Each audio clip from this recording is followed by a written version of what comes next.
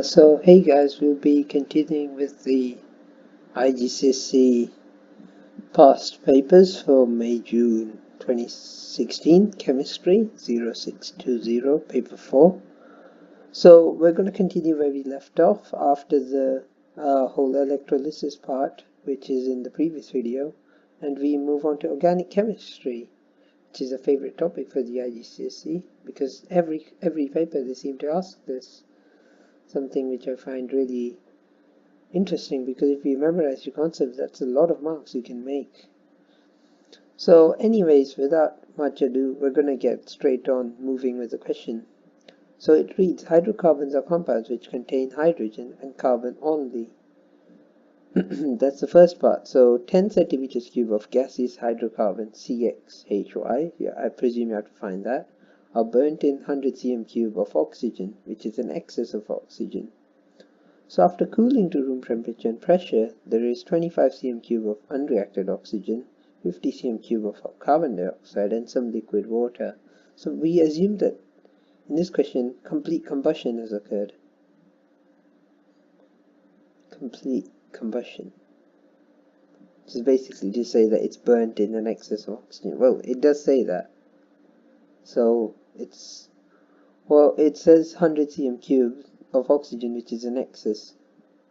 And some important details are this, as I believe this might be useful in the other calculations, and the fact that it's all under the same conditions of temperature and pressure, because if it wasn't, then this would be messed up.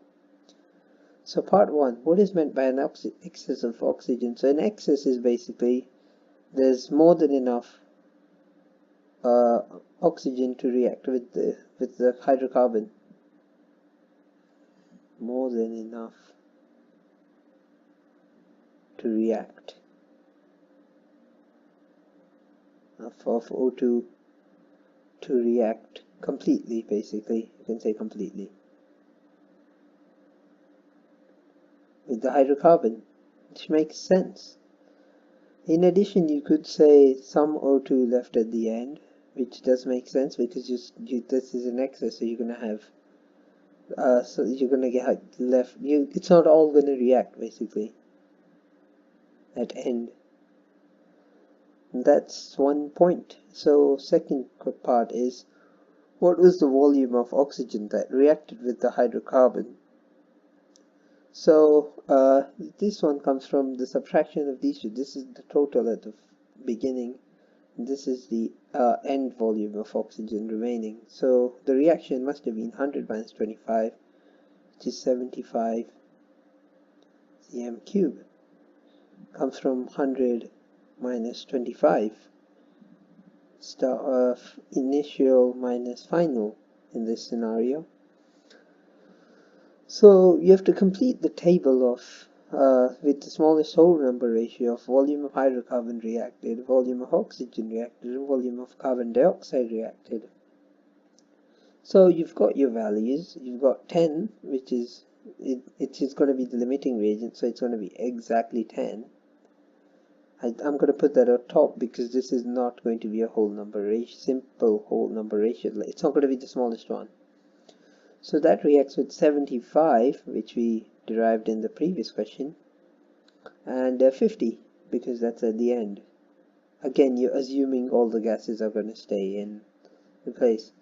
So the simplest way is to divide this by 5, which gives you 2 divided by 5, gives you 15 here, and this is 10. So that's your smallest whole number ratio. Again, you have to notice that it says whole number, so don't divide it by 10. You're going to get a decimal here. So 2, this is going to be 15. This is going to be 10. Don't know what I think I was going to write 5, but it's 2, 15, 10. So anyways, from this, you can put this moles ratio into this. So you put 2 here, then you put 15 here, then you're going to get a 2 here by default. And to derive this, Oops, you're going to get a 10 here. That's my apologies. You're going to get a 10 here. Yep. So you can derive the hydrogen, the water, from this, because you have 30 oxygens in total on the left hand side, 30 O2 on the LHS. Oh, it's 30 oxygen atoms, it's not O2. That would be incorrect of me to say. So it would be 30 O actually. Let me just cover that up. Oxygen. And on the right side you have 10 right now. Well, you have 20. Oh, RHS. Again, let me just put like a little differential. So you have 30 on the left here. You have 20 on the left right now. That means there has to be 10 here as well, because otherwise it's not going to work. And so from this, now that you have the entire equation, you can just derive the carbon. So 2CX, which is your first part, equals to 10C. So you have to add it up to 10 in total. So this means that C5 is that's the carbon part. That's your carbon. So it's going to be C5, because you're going to get 10 atoms in total. And for your hydrogen, it's going to be 20. So it's going to be C2HY is equal to 20H. So that gives you HY to be 10, or H10. So that's pentene. So this is simple ratio manipulation to get the answer. Anyway, so that's pretty much it for this organic part. This is the first organic part, and I found this to be one of the hardest questions on the paper when I did it myself. But eventually you get the hang of it. It's just simple manipulation of ratios. So anyways, moving on to part B of organic, cracking is used to convert long chain alkanes into shorter chain alkanes and alkenes. Alkenes are unsaturated compounds. Decane C10H22 can be cracked in to give propene and another product. So from this you can see that you're going to get these two products, and one of them they've kindly given it to you. Oops, they've given you propene already. So to derive the other product, all you have to do is subtract the C and the H's. So you get C10 minus C3. I know it doesn't make sense, but it's C10 minus 3 and H22 minus 6 gives you C7H16. Which makes sense as it's only giving you two products, and so it must.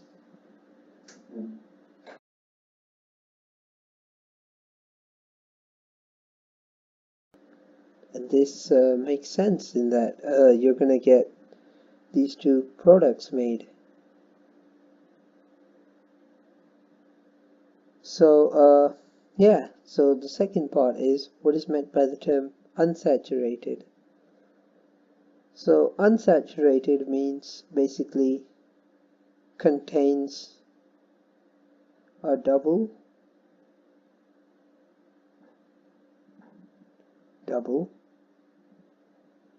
or triple bond for carbon basically.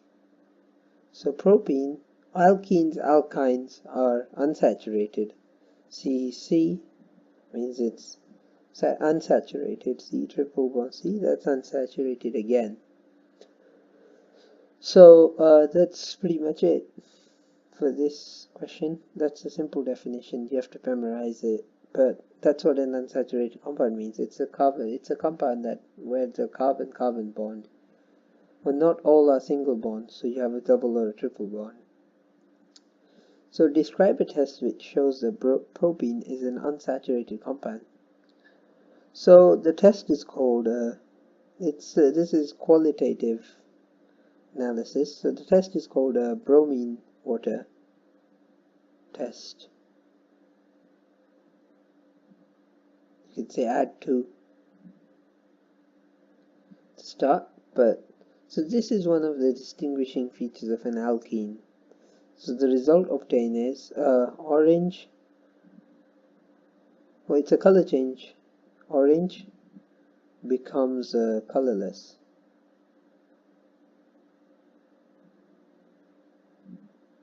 Goes colorless. So that's one of the tests for an alkene. So an alkene gives you this. So as we know that propene is an alkene and it's unsaturated. Unsaturated compounds give this test. So this is one of the distinguishing features between an alkene and an alkane, because in an alkane you get no effect of this. You get no result. It stays orange as it is. So yeah, this is in the paper 6. You're going to get these questions, a lot of these, as they come often. They like testing the organic chemistry on this. They like testing for, sorry, let me rephrase that. They love testing people on these topics. So we move on to polymerization, as I see. So propene can be polymerized. The only product is polypropene. The equation for polymerization is this to gives you this. So it's just propene being made into polypropene. So this is propene. This is polypropene.